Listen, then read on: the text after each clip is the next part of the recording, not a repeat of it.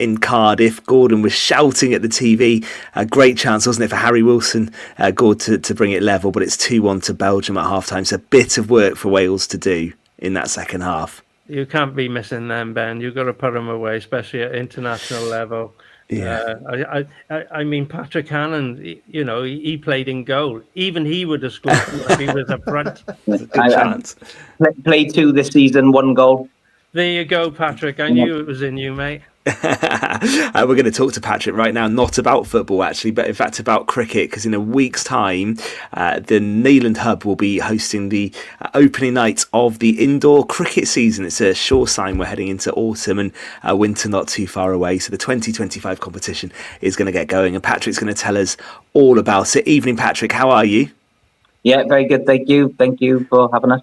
No, we're looking forward to it, and we love covering the indoor league on the show. So let's start from the beginning. How is it looking going into this season? You've got 2 divisions once again. A couple of teams have dropped out, but you've got some new sides raring to go.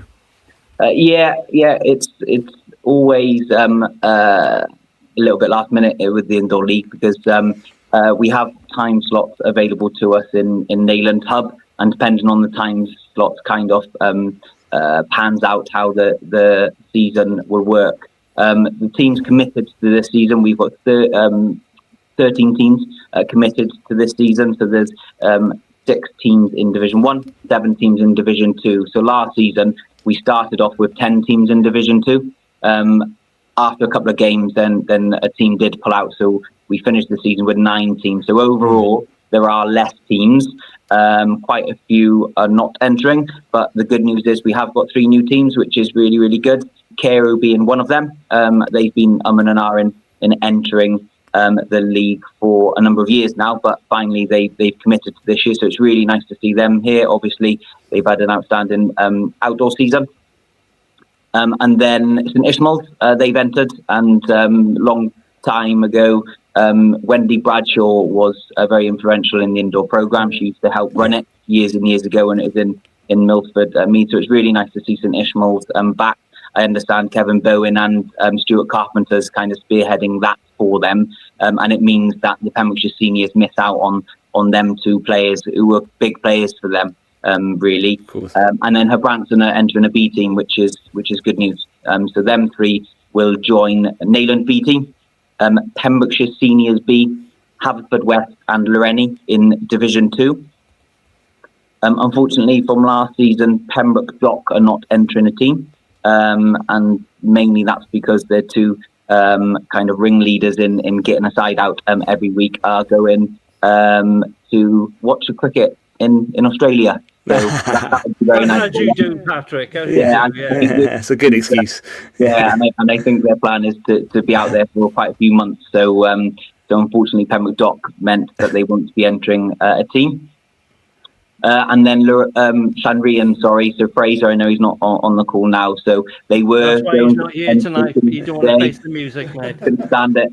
Yeah. So unfortunately, they pulled out. They were going to enter a team, but a couple of unavailable players from week in, week out meant that they had to withdraw. So it did create opportunities to promote more than one team. Criselli deservedly won Division 2 last year, so they were automatically promoted. And it meant that second place Herbranson has been promoted.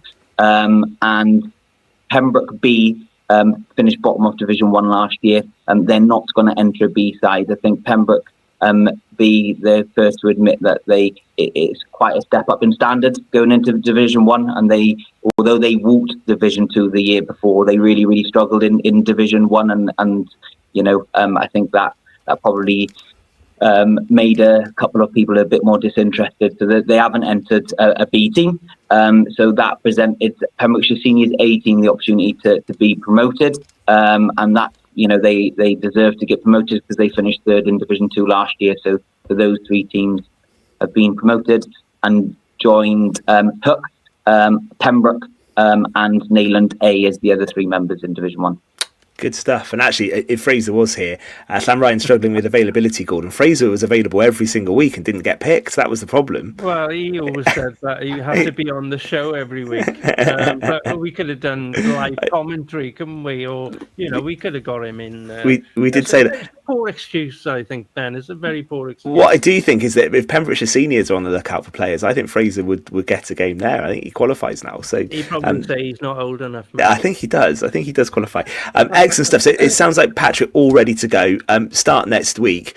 And actually, there's a bit of an incentive as well because the Welsh finals are actually going to be played in Neyland, aren't they? In 2026, in February next year. So for the winners of Division 1, there's a real incentive to have home advantage for those Welsh finals. Always. Every year it's the Welsh finals, and usually it takes it in turn for hosting it, and it is Pembrokeshire's turn to host it this year. So the 1st of February, Neyland Community Hub will be hosting the Welsh finals. There was talk of a Newport league happening, so therefore their winners would go through to the Welsh finals, but that doesn't seem to have materialised now. So it'll be the same format for the Welsh finals as last year, and that was the first time ever that more than one Pembrokeshire side got to the Welsh finals, because there's 2 entries from Pembrokeshire and 2 from the Swansea League that will compete in the Welsh finals. Whoever wins Division 1 will automatically go through, and I always like to have a playoff between 2nd and 3rd for the other representative from Pembrokeshire. And the reason why I like that is because over the years I've been involved in indoor league for quite a number of years now, and historically halfway through the programme teams used to give up because it was quite obvious who would be representing Pembrokeshire in the Welsh final. So to kind of keep the league alive until the last moment, then there is something to play for finishing 2nd or 3rd. Because the Welsh finals forms part of the ECB National 6-a-side indoor competition. That was a mouthful. It does mean, unfortunately, that Pembrokeshire seniors, should they finish in the top 3, and they won't be able to go through to the Welsh finals, so they wouldn't be able to go forward, unfortunately, and that's because they need to be affiliated teams under the ECB. So because although they're made up of affiliated players as a team, then they're not a proper affiliation. But it's really good that they're there. They deserve to be there from last year. So it'd be nice and interesting to see how they get on in Division 1, because it is slightly different rules to what they would be used to. So I touch upon that now, if I may. The Division 2 is historically in Pembrokeshire. They play 10 overs. That's 2 overs per bowler. And teams are made up of 6-a-side, and that's no change. But in Division 1 we play the ECB rules, which is 12 overs. So that's an extra 2 overs, and that does make a massive difference indoor. And bowlers are allowed to bowl 3 overs. So technically it means that you only need 4 bowlers in Division 1, but we keep it to 2 overs a bowler and 10 overs a team in Division 2.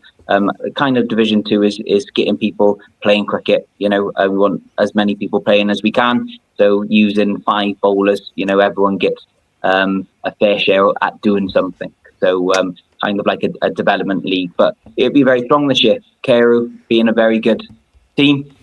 Loreni did very well last year, so it'll be interesting to see how they go. Yeah, looking forward to it, Patrick. So you all start next week, and you've got your umpires sorted as well. Lots of work goes to put it on. It's a great venue in Neyland. I'll probably have to ask Gordon this question rather than you, actually, Patrick. Anyone going to stop Neyland, Gordon, do we think, this season? They will take some stopping. Patrick's well aware of that. They've done very well over the years, and they will take some stopping. I'm not going to go against Neyland. I wouldn't be very popular, would I? They do set the standard, no doubt about it. Interesting to see how those new sides get on. We are almost done. So, Patrick, what time does it all start on week 1, this time next week? Yeah, so it starts on Monday, 7 o'clock, and usually on Mondays, Bill Khan from Pembrokeshire Sport will be joining most Mondays, but he will give comprehensive coverage of the programme, as he always does, and he'll be there every week letting everybody know the scores. So very grateful for Bill and his coverage he gives us, because without him, I don't think it would reach quite as far as it does. So 7 o'clock. It would be nice to have a mention now and again, Patrick. yeah, of course. And you guys, and of course. I'm only joking, mate. I'm only joking. Yeah, but 7 o'clock, and that's slight change because it was 6:30 last year on a Mondays, but it's Monday and Wednesday the program's happening. 7 o'clock starts till 10 o'clock. Division 1 typically will be on Mondays, Division 2 on Wednesdays, but the first week will just be Division 2 because there's more teams and more games to get through. They will have the Monday and the Wednesday off the first week, and then it will revert to Division 1 on the Monday and Division 2 on the Wednesday. Excellent stuff. Well, listen, from us all at Pure West, I hope it goes well. We love talking about it through the autumn and winter as well. So we'll make sure we carry that on. And as you say, pembrokeshiresport.co.uk do a great job as well of all the coverage. Patrick, all the best with the indoor season. I know it takes a bit of organising these things, so keep up the really good work and hope you have an excellent 2025 indoor season. Thank you. Excellent stuff, and we will follow that right here on Pure West Sport. But we are done for a Monday evening. Gordon, thank you very much. Thank you, Tom, as well. You two head off and cheer on Wales. Hopefully they'll turn around that 2-1 deficit. We will leave you on Pure West in the hands of KT. He's on the way for the Mood Train next, and we'll see you next Monday. Good night. Someone's has to shout about you.